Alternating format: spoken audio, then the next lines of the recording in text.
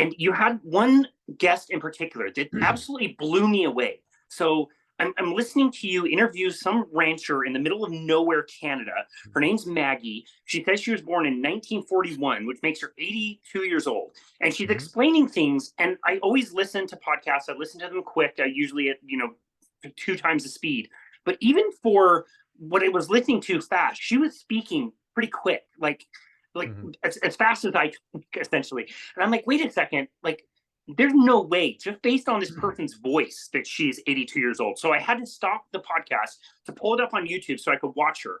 And again, not only is she explaining her experience, basically her entire life as a carnivore, Mhm. she's explaining science. Like she's telling Mhm. you exactly why plants don't want to get eaten. This is the best food. This is what we do with our kids. Our oldest is now 56. Like, what an amazing episode that you did with her that has really gone viral. Her picture is all over the internet. You look at this woman, she looks like she's in her 40s.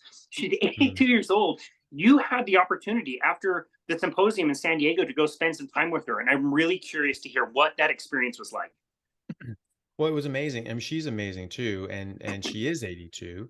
She was born in 1941, and a lot of, I mean, I believe her because I spoke to her, and I mean, just talking to her, I was very clear, that she was authentic. But some of the people in the comments were like, there's no way, there's not a chance. This is bullshit. I mean, I like the carnivore diet, but like, this is just giving us a bad name and making us look bad because this is an obvious lie. And so she was like, just really just confused by that, because that wasn't even the point of her talking like, hey, look at me, I'm doing so great. She was talking about how, yes, eating meat is great and that's important for people to know about, but ranchers are being driven out of business, and 1/3 of the ranchers in Canada lost their herds last year and were driven out. And it's just getting worse, and there's all these conditions, and so we get the meat-based movement going, and then who the hell's going to make the meat, right? And so, we need to address these sorts of things before it's a critical issue. And so that's what she was talking about. She wasn't really talking about her amazing health, of which she has. Um, so she ended up sending me pictures of her birth certificate, commercial driver's license, and passport. And I can tell you, she's born in 1941. And I met her daughter, one of her daughters. I met two of her grandkids, and I saw pictures of her great grandkids, right? Of which she has eight, you know? And so, this is all completely legit. And, she's not only 82, she not only looks half her age, but she is extraordinarily healthy. She moves like a fit 30-year-old. She was literally hopping over 5 foot tall fences to go and corral a raging bull. And I mean a raging bull. And this guy was a monster. His name was Growler. It's a big, massive bull. And he got out of his little enclosure and worked his way over to, because they had different herds separated with different bulls, and he wanted to be with these other cows. And so he was staring off with the other bull through the fence, and she was like, "Oh God, if they get to each other, Growler's going to kill him. Growler's just going to kill him because he was twice the size of this other bull." Wow. And so she literally hopped over, just popped over, just quick as hell, and just like, Growler, come on, just grabbing him, pulling him, corralling him. I was like, oh my God, I was like, I'm not getting in there. And she was just, it was just like nothing. It was like nothing to her, climbing up and down, big tractors and combines. And they have a little sailboat that they sort of take around the lake, and they're building a bigger sailboat so they can sail down to Colombia, where they bought a ranch down there. And she was like climbing up the mast and grabbing the ropes and all these sorts of things, just like it was nothing. 82 years old, and not just like hobbling and like careful and like, oh, she's good for 82. She's not dead yet. She hasn't turned to dust. She's not in a wheelchair. No, she's walking around working 14, 16-hour days. She's up at 5 a.m. out with the cows, bang. And then she's working until after dusk every day. And some days, during calving season, or if they're baling hay, and people grew up on farms, it's just, if you start baling hay, you keep baling until the hay is done, right? And so a couple of years ago, she went for 36 hours straight herself, without a break, without sleep, without food.